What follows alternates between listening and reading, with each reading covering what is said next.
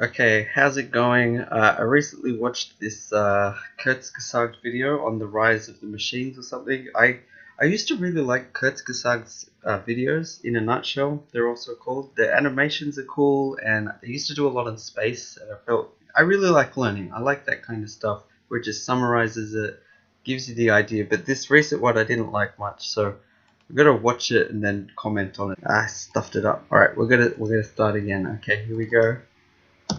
We are entering a new age of automation unlike anything that's come before. Yeah, I find this funny. The whole video, whenever there's a disaster, it's always this time it's real. This time it's like nothing you've ever seen before.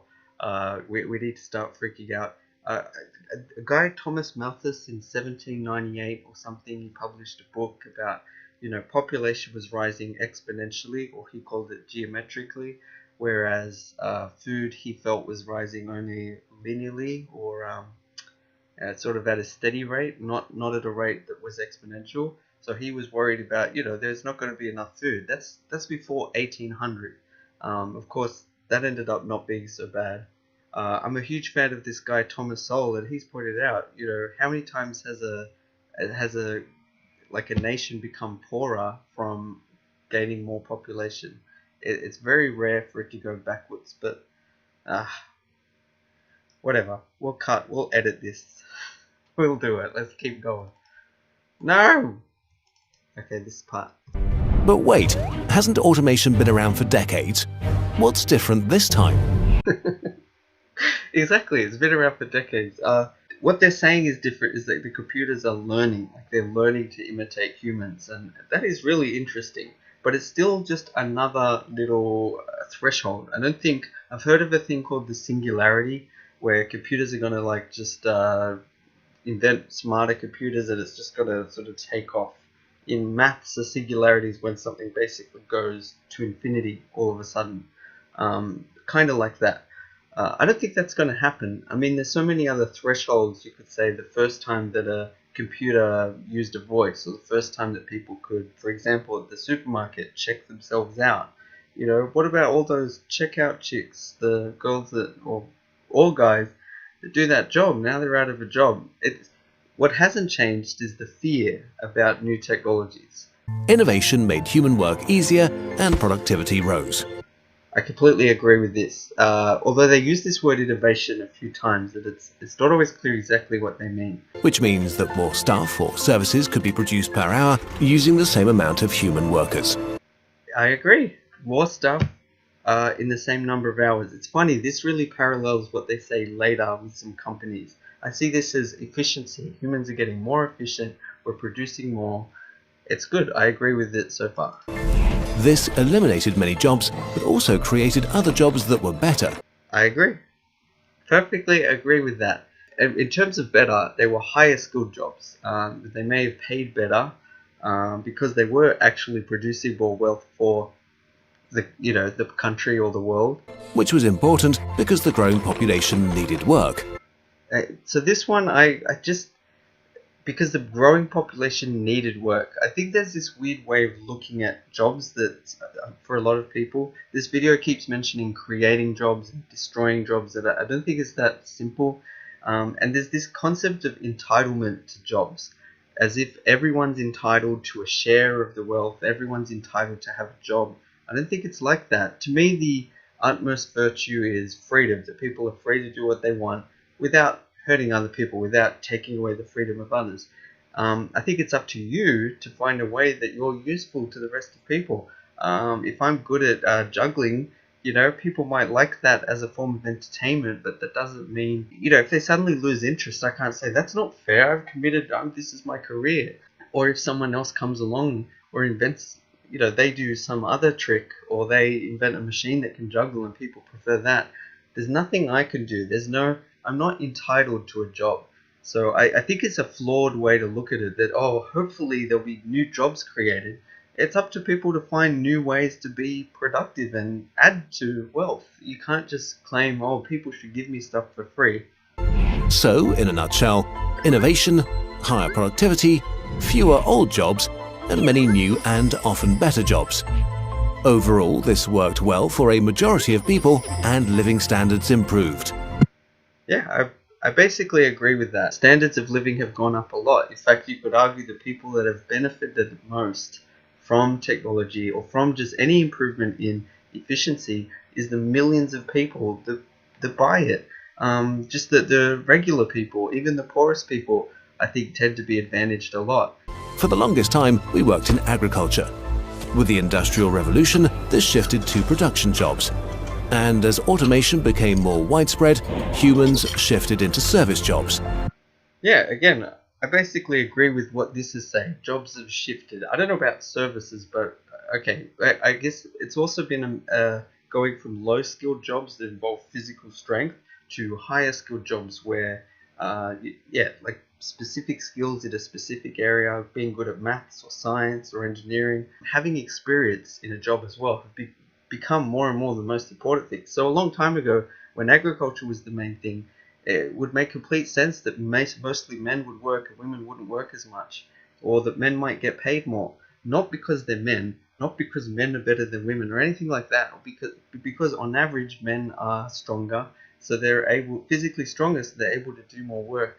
But what you see now is the other thing is mostly people in their 20s or 30s, younger people would be in their prime. They'd be earning the most money. But over time now, it's more to do with skills and experience. So people in their 50s or 60s may be the ones earning the most money, or the people who have worked the longest in a career because they could get those top positions where they have a lot of responsibility, but they know from experience how it works. And then, only a few moments ago in human history, Okay, yeah, just take issue with this. Only a few moments ago, I get what they're saying. They're saying on the scale of entire history and human history, it's just been just in the very most recent times, but they haven't established an exact scale. So to say a few moments is just silly. Like just say in the past few decades. our jobs are now being taken over by machines much faster than they were in the past.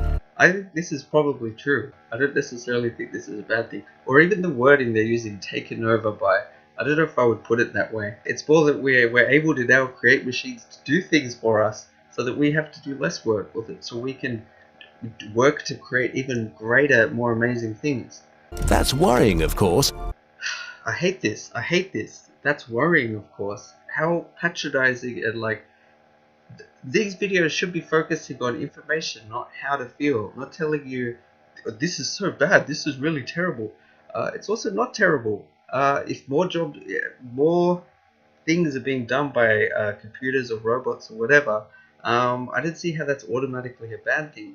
You would expect that as technology speeds up, as things get quicker, the rate at which we can do more new, crazy, cool things that didn't even exist before, that's good. But innovation will clearly save us, right?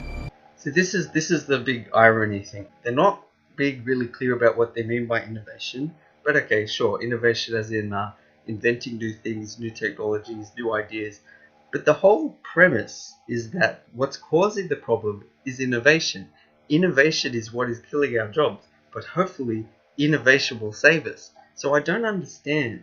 Again, I think it's the problem is if you go back to horses and when cars were created, it looks terrible from the point of view of people that have horses. They've committed to a career in I'm gonna raise horses and breed horses and sell them because everyone needs horses. And then cars come along. It's like, oh, I'm not important now. There's no entitlement to have a job. You have to now find a way to make yourself useful in this world where now so many things are possible that were not possible before. Even just transport would be greatly improved. So there might be, you might be able to sell horses to places that couldn't be reached before because now you can put them on a truck. It's funny, yeah. Innovation is the problem and the solution, apparently.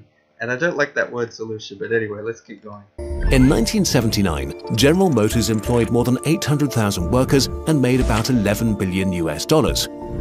In 2012, Google made about 14 billion US dollars while employing 58,000 people. Cool. I don't see how they seem to be implying it's like some sort of bad thing. What I see here, what my brother pointed out straight away, was Google is much more efficient than General Motors. And I bet this is not true of just Google. It's a fair comparison, but the trend is not what they seem to be saying.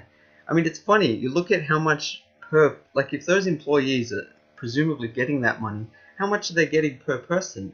that this is an indication that wages have gone up, that people are capable of making more money. If you look at the number of companies in 1979 compared to now, I would guarantee you there's a lot more companies now. I would think there's a lot more industries that didn't even exist in 1979.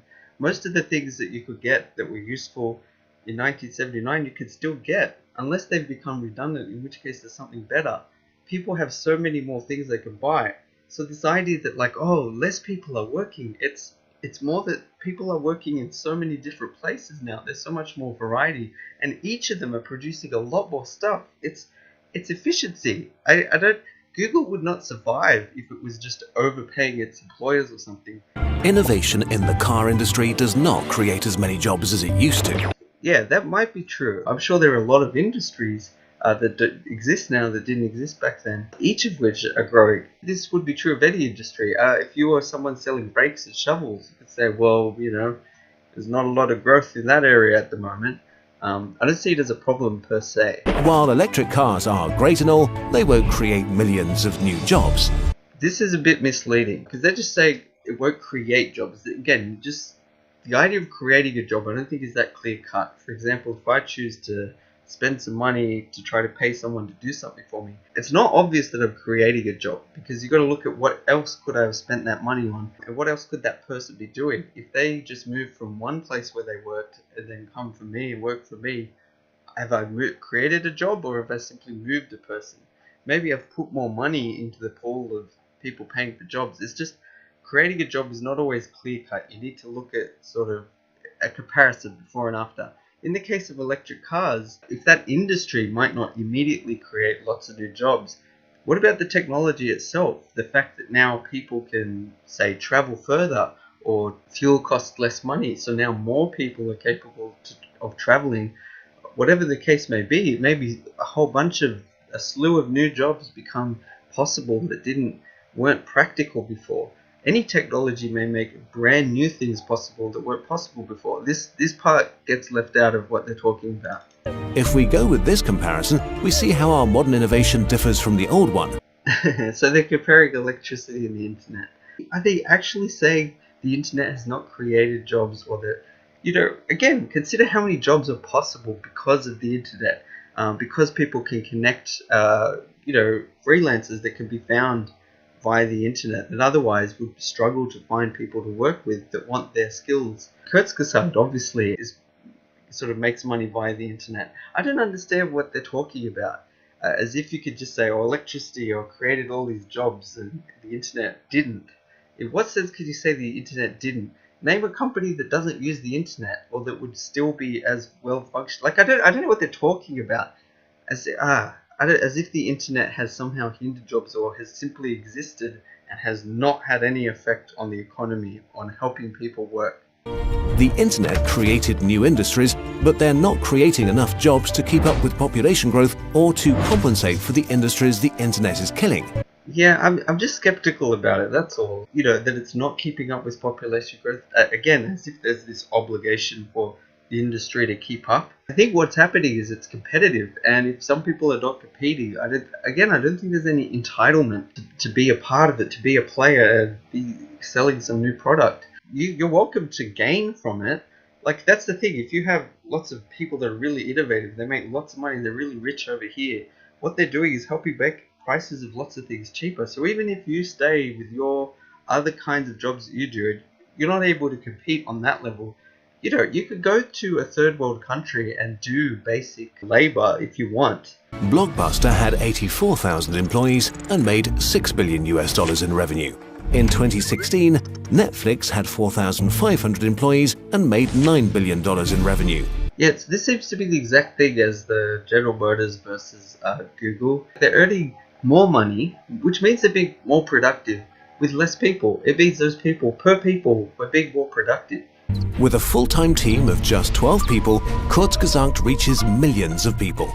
So yeah, they're kind of bragging there, but yeah, I think that's really cool. Keep in mind though, for every YouTube video people watch of Kurzgesagt, they watch another video and another video. People watch a lot more, whereas once upon a time, they might just watch a certain channel on TV and that's pretty much it, the handful of shows. People now are watching things from all over the place. You know, the number of hours that people are spending watching stuff may have increased a huge amount. So they might have only 12 people reaching millions, but there might be another group of 12 people also reaching billions, and other 12 people reaching billions, other people reaching people in completely different ways that didn't exist before.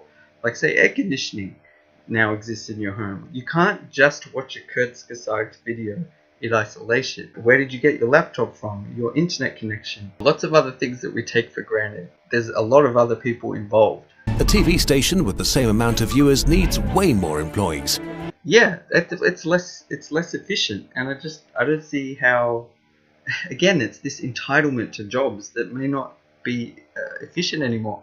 This is the exact same argument that was put, you know, when automation I think first started. I tried to look for quotes, but I can't find any. I'm sure there are some really dated, really bad arguments that would support us keeping things the same as what things were a long time ago. Which would be bad enough on its own. Again, they're telling us that it's bad. They're telling us how to feel. I don't like this. Don't just say, oh, it's bad. I don't take that for granted. What is going on? But now a new wave of automation and a new generation of machines is slowly taking over. Taking over? Again, the way they word it, like as if, who makes these machines? It's human beings. If it's not taking over, that's like saying cars are taking over. You use computers, you use all this technology. They're taking over. Again, just a new type of machine. Like, we've never seen this before. It's a new thing, you guys. It's got to kill us, man. Human progress is based on the division of labor. I completely agree with that. Although it's also kind of just, I don't know if you could just say human progress is just based on that. But if you were going to summarize it in one phrase, division of labor is a really good way to put it, actually. The countries that have sort of interacted the most, traded with other countries, are the ones that tend to end up sort of very rich by comparison. Just because they take the best things from all over the place. Things like just writing systems. China, I think, came up with paper and fireworks. I don't know which places came up with what. Whereas other isolated places, like say the Aboriginals in Australia, they don't get any of that benefit of interaction with other places. As we advanced over thousands of years, our jobs became more and more specialized. I agree with that. I think it makes sense. While even our smartest machines are bad at doing complicated jobs. What? A couple things. First, how is that a complicated job to draw a car? Plus, it was doing fine until it messed up arbitrarily. Is that really the best example? Machines are on the brink of becoming so good at breaking down complex jobs into many predictable ones that for a lot of people there will be no further room to specialize. Again, I don't like this, they're on the brink. We're always on the brink of something. You know, oh, just around the corner. Thomas Malthus, 1798, we're on the brink of, no food, Again, this idea of there'll be no room to specialize. This is true. If you look at what current jobs exist, what current technologies exist, and you think gradually they're taken over by robots, and then, yeah, eventually there'll be nothing for humans. But as they taken over, it creates new opportunities, new things that you could do before. Brand new jobs, or even the same kinds of jobs, but just on a higher level. You're able to use the computers to do more crazy cool stuff. It's just accelerating. That's all that is happening. There's no brink. What brink? Give a date, give a time, or time scale of what and what's going to happen. What's the big conspiracy? We are on the verge of being out-competed. Again, we're on the verge. We're on the verge of disaster, you guys. Again, I hate this image. It's got like everyone's sad. Too much emotion. Just focus on facts, statistics, and put it in context. It would have been good to really compare this. Again, like I said, what hasn't changed is the attitude, the fear around automation, and the constant, we're on the verge, we're on the brink of something. What we've created by accident. Was it an accident? Did Bill Gates create Windows by accident? Did we not realize what we were doing with the computers taking over? We've got air conditioning and, I've got an electric keyboard. Oh my god, now I can just press a button and it plays a different instrument. taking over. Is a huge library machines can use to learn how humans do things and learn to do them better. Right, I think this is maybe in reference to, like if you go on the internet, you often see little ads on the side that are sort of relevant to you, like, oh, how did they know I like jigsaw puzzles? But it makes sense if you have a Google search history, or if you've been on eBay or whatever, for it to try to give you ads that are relevant to you. I don't understand why that's a bad thing. And the idea that computers are learning and they know what you do, like, I still think that's on a very simple level. I'm not convinced that they're able to think on a human level. I'm not saying they can't ever, but the fear is unnecessary. What is it doing? These digital machines might be the biggest job killer of all. Job killer. They're going to kill jobs. That's only one way to look at it. Again, it's like anyone that's better at something saying you're a job killer. You could say Roger Federer is a huge job killer because he's like taken every tennis player and just put them down one notch from where they would be. If Federer was God, everyone would go up. He's a job killer. Like, that doesn't make any sense. Anything that's the best is always going to make everything else look worse by comparison. But that shouldn't make us stop looking for the best, whether it's a robot or whatever. They can be replicated instantly and for free. This I find funny, because it reminds me of like piracy. Is this legal? When they improve, you don't need to invest in big metal things, you can just use the new code. I think that's a good thing. Although, actually, just to point out, whenever I updated iTunes, which I hated, it would just you'd have to download another 80 megabytes and it would just reinstall it. Like, they didn't update it. So it was just like a restart, just to plonk that in place. I just sometimes like to buy something and that's it. You got it. It works. Whether it's a computer program or anything, like a video game, I don't like the updates and the patches constantly, week after week. It seems unnecessary. It makes it seem like it's an unfinished product. If it's like a few years later and they've added something major or they've fixed major problems, fine. But that should really be done before it comes out. Have a finished product. It's like George Lucas going back to the Star Wars movies and manipulating them to improve them. This is how I wanted them to be. Or Spielberg with E.T. in 2002, which I think he regrets. And they have the ability to get better fast. That's good. I don't see the problem with that. I don't see anything bad with that. Which is supposed to eliminate middle management positions. Yeah, this thing. I hate this image. Again, there's people screaming and something falling, and it's eliminating middle man positions. All it's doing is, if there's a better way to do it, it's doing it a better way, a more efficient way. Like, this is the thing people get annoyed about. There's people, working hard, and there's people that are really innovative, that, generous, give money, and then there's people that just sit in offices and waste time, and, people seem to have sometimes a negative opinion about that. And then here's a way that we might be able to make things a bit more efficient, less bureaucracy, or less wasting time, meetings and stuff. Something that could just automatically make those kinds of decisions. And it's acting like it's a really bad thing. On average, this software reduces costs by about 50% in the first year and by another 25% in the second year. So I'm not sure what they're talking about. I'm guessing they're talking about when this program is used in certain companies. That's how. But see, if it's able to save that much money, that indicates how inefficient they were beforehand. And keep in mind, these lowering in costs are going to be passed on to consumers. It's competition. If they now have the opportunity to lower their price compared to their competitors, they stand to make a lot of money. This will mean lower prices for people.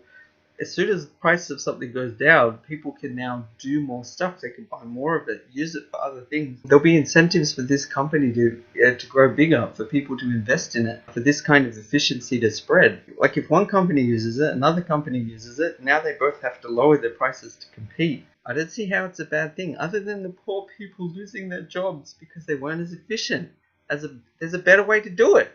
From pharmacists to analysts, journalists to radiologists. This seems really good. Like, in terms of pharmacy, radiology, or whatever, anything to do with medicine, wouldn't that be great if we have machines that could cure cancer or could cure all kinds of diseases?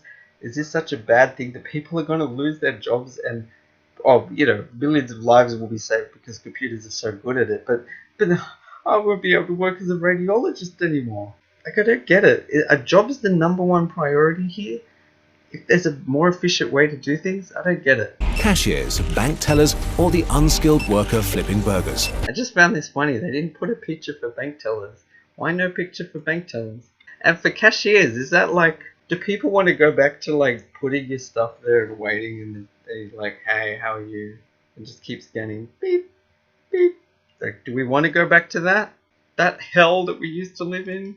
All of these jobs won't disappear overnight. Yeah, this is like a pet peeve of mine. What they mean is not all of these jobs will disappear overnight. But they said all of these jobs won't disappear overnight. It's the grammar's not right. That's such a stupid way to put it. All of these jobs won't disappear overnight. But while jobs disappearing is bad, it's bad, you guys. It's bad. Did you not know it's bad? Because this video is telling you it's bad. Jobs disappear. They just disappear. we need to be generating new jobs constantly because the world population is growing. People are entitled to jobs. We need to generate new jobs. I don't get it. It's reality. If you've got something you could do that helps other people, people pay you for it, great. You're not entitled to a job. I just don't see how we need to make sure, what's the best way to give people incentives and opportunities to work and to trade with each other? It's a free market. I've heard suggestions of like communism. That's like the opposite direction. In the past, we have solved this through innovation. Again, they're sort of implying that there's a problem and it's been solved through innovation. What was the problem? The problem was people losing their jobs because of innovation. How is innovate, like, if you innovate too much, like, like, so for example, you'll get a new computer technology and how that makes this new kind of, programs are possible, and people use those programs to invent new technologies that now get rid of lots of more jobs. It's like an ongoing thing where every innovation gets rid of jobs but creates new jobs, but those people now use that power to create new technology to ruin even more jobs. And then but what's really happening is just stuff is getting better. Everything's getting better. Technology. And yeah, you have to be skilled if you want to compete. If you barely know how to spell and you don't know any maths, you don't know how to use a computer, it's hard for you to walk into a first world country and say, yeah, I want to earn $100,000 a year. It's not, no one's got anything against you, but what do you have to offer? No one's obligated to share their wealth that they've generated over hundreds of years through culture and communication with you, but you're welcome to learn. And I think that's one of the most valuable things. People can learn and come up with, this video just seems so much against innovation. It's amazing. But since 1973, the generation of new jobs in the US has begun to shrink. I straight up don't understand this one. Like, I'm not sure what's going on. What do they mean by job creation? Like, out of thin air? Is this per year? 30% per year? 20% per year? Or what? Look at unemployment rates. I'm sure they've fluctuated in the recession or the Great Recession. I'm sure they went up, spiked in most countries. But overall, like, if this stuff was true, you would see unemployment would have been, from the information age or even from the age of automation, it just would have been going up and up and up. But it hasn't been. And the first decade of the 21st century was the first one where the total amount of jobs in the US did not grow for the first time. I hate this music. It's so like, did you know that there's like less jobs now? I don't even know what they're saying. Less jobs were created. I don't know what they're saying. How is that possible without unemployment going way up? It is up. It's up to 7.3%. Like, in a country that needs to create up to 150,000 new jobs per month just to keep up with population growth. Again, it needs to create. It needs to create new jobs. If private companies don't, then the government needs to step in and create jobs for people. Make yourself useful. Come in, look at all the stuff we've got. You got a new idea, you want to do something? Great, go for it. No one's obligated to give you a job. I don't get it. This is bad news. This is bad news. We hope you are depressed by this. This is bad. This is also starting to affect standards of living. I don't know what they're talking about. Standards of living have gone down. Is that what they're saying? Or are they referring to the dreaded inequality, which is like getting so bad, you guys? Things have gotten way better every year. the internet gets faster. There's more stuff. There's obesity is a problem in Western countries. I don't know what they're talking about. In 1998, US workers worked a total of 194 billion hours. Over the course of the next 15 years, their output increased by 42%. But in 2013, the amount of hours worked by US workers was still 194 billion hours. Why is this a bad thing? Did a workaholic make this video? It's like people are working less. There's not enough work to do. I want to work. Why is that bad? People are more efficient. People are producing more. Are they implying that it's a smaller elite group of people that are doing all the work and the rest of us are sitting around with all this technology to use and cheap prices, and we have no work we can do? There was no growth at all in the number of hours worked in 15 years. Why is that a bad thing? Okay, even they say like the population went up, so the number of hours worked has gone down, and that's a bad thing? If you look at who works the most in the world, I mean, I don't know if this is true, but I would think it's people in third world countries where they're working, although I don't know if that term is well defined, never mind. Really poor people in certain places working like 13 hours a day, 6 or 7 days a week just to get a few dollars. Like, the number of hours they're working is insane. Now, you're saying if we find ways to innovate, or even whatever happens, and they end up working less hours but earning more, that's a bad thing? What are they talking about? Like, why would you work more hours? Isn't it healthy to have a balance between work and play or relaxation? What are they talking about? Wages for new university graduates in the US have been declining for the past decade. Now, this is interesting. I'd like to look at more details, but the obvious thing is not all degrees are the same. Not all degrees are equally easy to obtain. And the thing is, I'd like to know the statistics, but I'd be willing to bet or to suggest that the number of maths degrees and science degrees, engineering, that sort of thing, maybe it's changed, maybe it's going up or down, but I bet the number of arts degrees, I get the impression a lot of they're sort of more vague. Sociology, gender studies, I'm doing a thesis on inequality and how it's affecting people. Like, people that have degrees in things that are completely useless to actually do anything, then obviously the wages of people that get degrees is going to go down if you make it too easy to get degrees. That's the impression I get. So I don't know if that's completely true, but if there are more degrees and the amount of potential for jobs has not changed, that statistic's going to come up. It means you're giving too many degrees. People just need to get degrees in things that are useful. While up to 40% of new graduates are forced to take on jobs that don't require a degree. I love this. They're forced, the poor things. They got a degree, they're entitled to a job that requires the degree, but they're forced to get a job that doesn't even need a degree. So why'd they get a degree? Why'd they just get a job? Or maybe your degree is not so valuable as you think it is. Again, I think it's just a matter of too many degrees have been given out.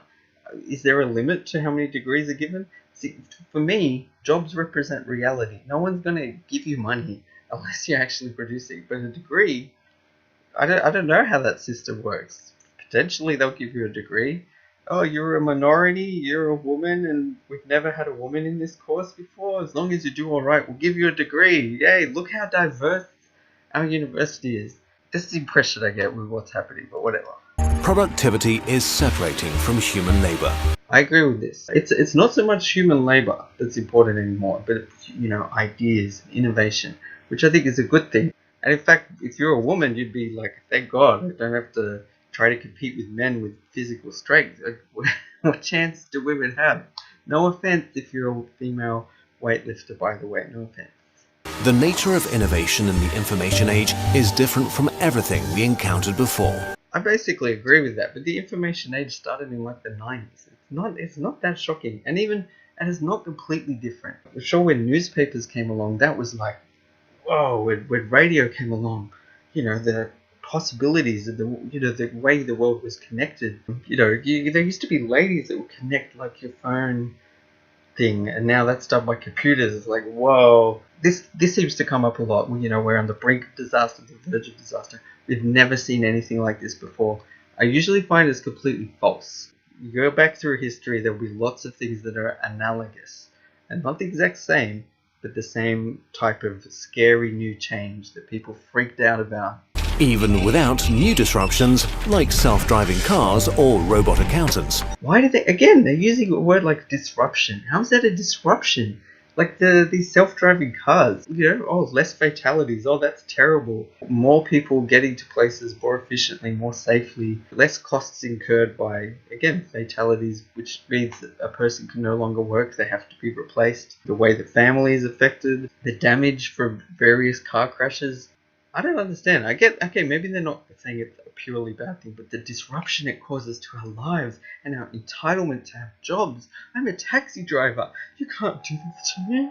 It looks like automation is different this time. This time, the machines might really take our jobs. Just to clarify, they did take our jobs. I'm trying again, those ladies. They're like, what about my job? I trained 8 years to be one of those ladies that did that, and then they just came along with their computers that just did everything automatically. But my job's gone. I'm sure there's a lot of stupid jobs, like anything, like a factory. I used to have a job where I put bottle caps on things, and now there's just got a machine that does it. It's ruined everything. Wait, no. Son of a... Yeah, so they did take our jobs. And yeah, they will take our jobs. And yes, it'll be at an accelerated rate. But I don't know. I've got this weird feeling that innovation will catch up. And if it doesn't, that's up to us. If innovation slows down, remember, innovation is what causes the loss of jobs as well. Because of new technology. There will be work. Trust me. There will always be people willing to hire you to do something. Our economies are based on the premise that people consume. Yeah, I don't know if I would just summarize it like that. I think that's part of it. I don't know, to take that out of in isolation from all the other aspects, like people work, people trade with each other. I actually think freedom is one of the most important aspects, that people are free to do what they want. You don't have to consume. You could live by yourself in the wilderness. It won't bother you. But if fewer and fewer people have decent work, who will be doing all the consuming? So they're assuming if there's fewer people working, okay, sure, there might be less. That is a problem, okay? If there's jobs just only go down, but I'm not clear on this being the case. I also don't like how they're saying decent work, like just the wording of it. What counts as decent work? Like, okay, maybe they should just said work, because what I consider decent and someone else considers decent may not be the same thing. Are we producing ever more cheaply only to arrive at a point where too few people can actually buy all our stuff and services? This I find hilarious because, how many people use Facebook? Is it about 30 people? It's a few hundred? Is it only for them? It's like millions. How many people use Google? How many people use a search engine, either Google or one of the others? If you've heard of one of the others, Google is so dominant, I find. Millions of people use these things. A lot of the major technologies are used by millions and millions of people, including just regular people. Air conditioning, cars, radio, TV, internet. I don't know, the list is endless. Millions and millions of people. So to suggest that all of this technology is only be created for the rich few, I think this is tied into this concept of inequality. Thomas Sowell wrote a book called Wealth, Poverty and Politics, and also a masterpiece, I think, Basic Economics. I haven't read the Wealth one, but I've seen interviews. I think he explains it really well. I also hate this imagery, like this big fat guy just eating everything, it just seems manipulative. Or will the future see a tiny minority of the super rich who own the machines dominating the rest of us? I feel like this ties into people's imagery of corporations. Have you met Bill Gates? He's just a nerd with glasses. He's a nice guy. How much money does he give to charity? I bet he gives a higher proportion and obviously a higher absolute amount than more than 90% of all people in the world. He doesn't look like that. He doesn't have a cigar. This exact same fear could have been expressed around the 1930s when, what's to stop General Motors and whatever, the Rockefellers, whatever rich people from getting everything, getting all the factories and just ruling everyone. Has that happened? It's the exact same fear that currently exists. But there is no fundamental difference. Our machines can learn. This time they will take our jobs. They did take our jobs before. It's just at a slightly faster rate. While we were fairly dark in this video, it's far from certain that things will turn out negatively. Oh, thank God for that. Why they went dark in this video? Don't go dark, don't go light, just go factual. There's no need for light and dark. Don't be like, I don't get it. That's what I hated about some of their space videos as well later on, where they started to tell you that the universe will, eventually slowly become nothing and meaningless, like heat death or whatever. Like, just don't even make a video about that. And don't put emotions into it. Other people might find that beautiful and poetic. It doesn't mean it's bad. It doesn't mean it's dark. That's what you think. The information age and modern automation could be a huge opportunity to change human society and reduce poverty and inequality drastically. It already has. It already has. Things have gotten better. This idea of change, I find that word gets used a lot. I've seen this, when driving, there'll be a sign saying reduce your speed. And it's like, you don't know how fast I'm going. If the speed limit is 80 and I'm going 70, and you say reduce your speed, that's not really a very, and change society, it's not always clear what change means. In what way do you want to change it? And whatever ideas you want to put into place, like policies, for example, or restructurings of the economy, wealth redistribution, like what effects does it actually have? Does it just do what you want it to do, or does it have other side effects that's frequently not considered? We'll talk about this potential and possible solutions like a universal basic income in part 2 of this video series. I like how they mention the word solutions. The thing is, in reality, we always have trade-offs. There's never necessarily just a solution to something. And you've also got to consider any policy you implement may be worse than not having a policy. In the 80s, Ronald Reagan, I'm pretty sure there was like a recession, and he didn't really act. He sort of felt the economy will recover. This is my understanding, and that it recovered. And people were like, how could he be just so calm? Like, how he needs to do something. I think it's a misconception that there's like this, you have to do something. The universal basic income, I don't like the sound of that. It sounds like partial socialism. It's just a step on the way to that. Or welfare. Are you going to, by the way, are you going to make sure every country does this? By the way, it doesn't matter what you call it. It's really just taking from the rich and giving to the poor. But a more accurate way to put it than that is taking from those who are producing and giving to those who are not. A lot of statistics about inequality will compare the top 20% to the bottom 20%. You've got to keep in mind, for example, if Bill Gates, 1 year, Microsoft makes a bit of profit, a bit of loss, it ends up breaking even, he will appear in the bottom 20% because his income was like zero. Similarly, a spouse of a rich person, whether it's a husband or a wife, if their partner works a lot and earns millions of dollars, thousands, hundreds of millions, whatever, and they maybe once a month, they go do a pedicure or they give a dog a shower and they get $100 for that. But they'll appear at the bottom, bottom 20% because they're not earning much. Meanwhile, someone who's not that well off may sell a house to cover other debts that they have and may peak and end up in the top 20% briefly. Someone who's been working a long time and was in the, around the bottom 20% for a while in their 20s, and then in their 30s they're in the next 20% lot, and then they've worked their way up. In the last 5 years of their life, they're in that top 20%.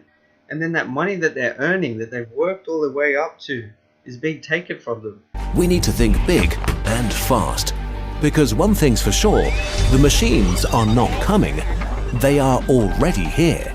What is with this guy rocking in his chair? I don't see people rocking in the chair. I see people who have internal heating. They're like, this is so much better. You want to go back to the 60s, the 70s, the 30s? Go back to before automation? There's robots.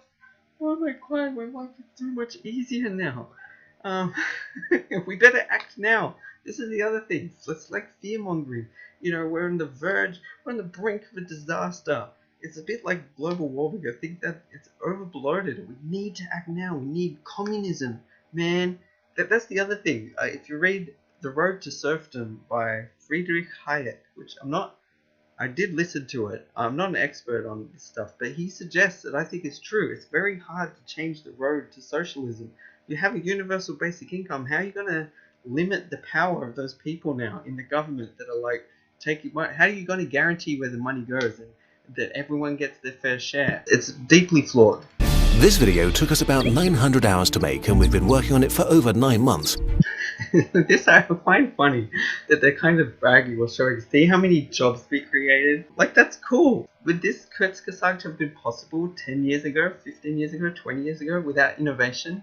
You know, it's like people are only looking at the temporary effect of people losing their jobs, and they're not looking at the millions of lives that get saved by advances in medicine, even in just cars and stuff. Like, it improve. This is the other thing. The economy is not in isolation, like with separate things. You can't implement a law that says, this is the minimum wage, and no one can pay less of that, and not expect it to affect everything else. And you can't say that, oh, well, General Motors had this many people and therefore benefited society to this degree.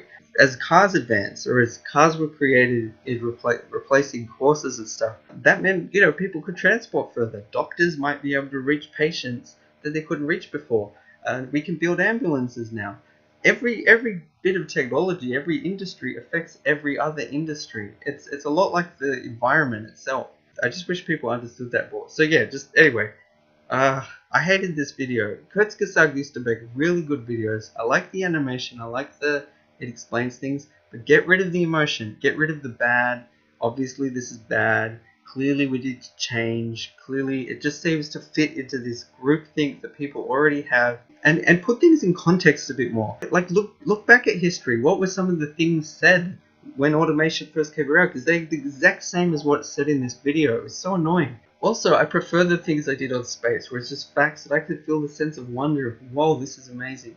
Don't you think that are kind of tied into people's political beliefs that we need to... Because people that don't necessarily believe in this stuff will see this as their opportunity to implement a universal basic income, which is fair, which is going to help everyone, which gives them a lot of power and a really important place in the world. That's the other thing. They have this image here of this person with the cigar, the evil rich person. I'd much prefer to have a whole bunch of rich companies and rich individuals. I looked up, there's about 8 million millionaires in America. I think there's about 12 million different people who are millionaires in the world. I'd much prefer to have that many different people who have sort of some amount of power, although their power is really just buying power, than to have a big government, which is just a handful of people, maybe a few hundred politicians that can control millions of people and control them. And they have power, right? A company could offer you $1 million, but you don't have to do anything if you don't want to. The government can enforce things. That's a much scarier kind of power. And universal basic income will be a step along that road. But anyway, I'll leave it there. Thanks for watching. Bye.